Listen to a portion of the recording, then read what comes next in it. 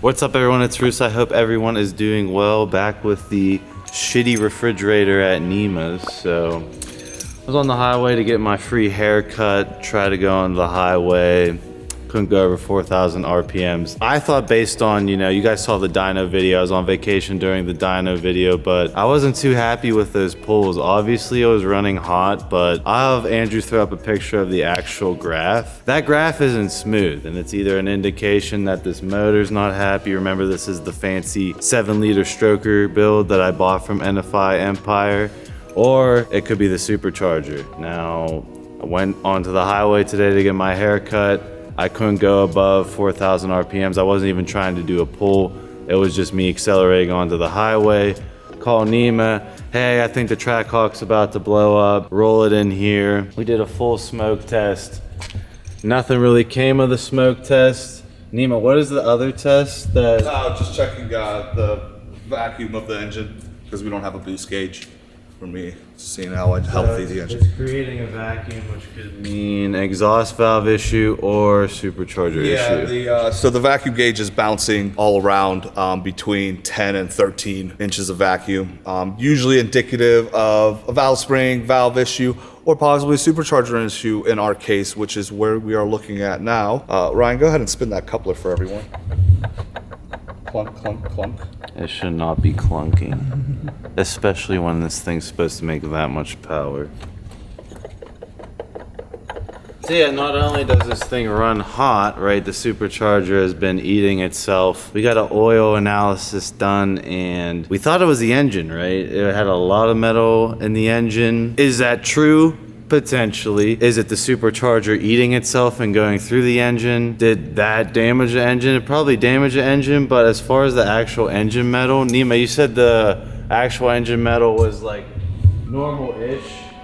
Yeah, it was normal for a car that was beat on, raced on the weekends kind of thing. If you took it daily to the track on the weekends, that's what they asked, if that's what he was doing with the car. Obviously, Ryan hasn't owned it long enough to know what the previous owner did, so we're hoping that was the case. But yeah, they did find some other metals that they thought maybe possibly from the supercharger, so now we're gonna find out for sure. Yeah, here we don't bullshit anything. You don't see me hyping up this build. I've talked shit on the fridge ever since I've owned it, and Nima has like slaughtered it as the Chrysler vehicle it is. But if this is a supercharger issue, we're obviously going to throw it back on the dyno and see what it makes, because that dyno graph, it's like all the way up. So if it pulls smooth, maybe we'll finish the build, maybe. If not, this might be one of the final refrigerator videos you see. I wanted this for the YouTube cloud car. Obviously, it gets a shit ton of attention. People give me thumbs up, they know what it is, and if it made the power it was supposed to make with the intake temps Nima wanted, it would be a pretty cool YouTube car. But we're definitely at a crossroads with this build, and if I want to keep dumping money into this black hole, because I got my black hole over there, and that's my S3, and yeah, I'm good with one money black hole. I mean, the amount of money dumped into this thing is like over 50 G's already from the previous owner. How much is a 7-liter stroker?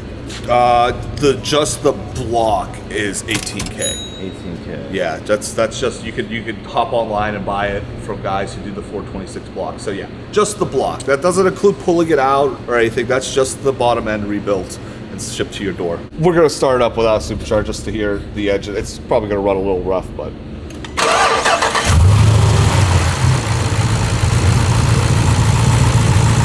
she's smooth.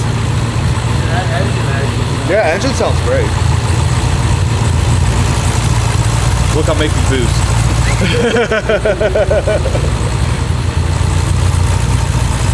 Alright, shut it off.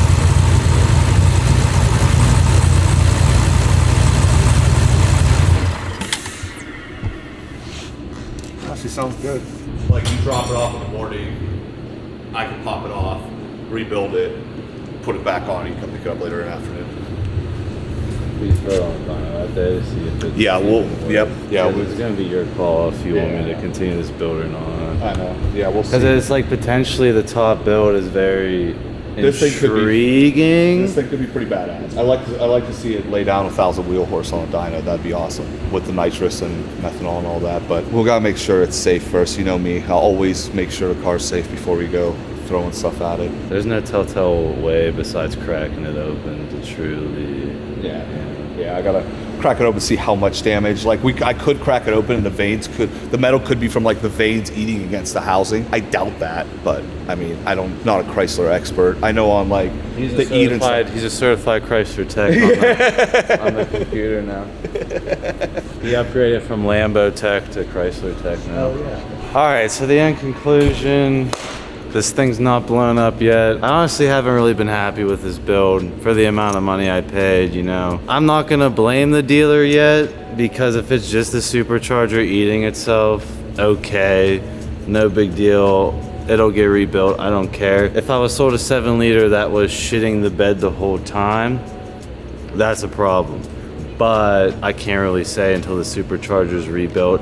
The supercharger always kind of sounded a little like shit. It wasn't giving no telltale signs until you guys saw it on the dyno. Like I got sent that dyno graph while I'm on vacation. I'm like, that doesn't look good at all. So maybe it's just that. Maybe it just really needs a supercharger rebuilt. I already got a top plate for methanol and nitrous. I already got the interkiller and killer chiller. Like I have 10 grand in parts that I wanted to throw on this build. And ever since that dyno, Nima's been like obviously not willing to continue the build for obvious reasons here. He's not trying to blow up a car on the dyno or have me blow this up on the highway. So we got to get that sorted, right? This is like the type of content that I know a lot of car YouTubers do it now, but it used to be the content that people would hide. Like these builds are a lot of money and it's a lot of finessing with these weird problems. Personally, I thought the engine was going out when I saw that oil analysis, right? Shit ton of metal. I actually came here. I didn't have Andrew record it that day, but put it up there and I watched the oil come out and it was so shiny. And I'm like, this motor's done. Hopefully it's just a supercharger, because that supercharger, if you guys saw the play, is ridiculous. But yeah, I'm kind of at a crossroads. Like for me, this was my dream American vehicle. This is gonna be the last American vehicle I ever own. I already fucking put my name behind that. I'm not bringing another American car in here for Nima. Yeah, this will be the last hurrah as far as Mopar,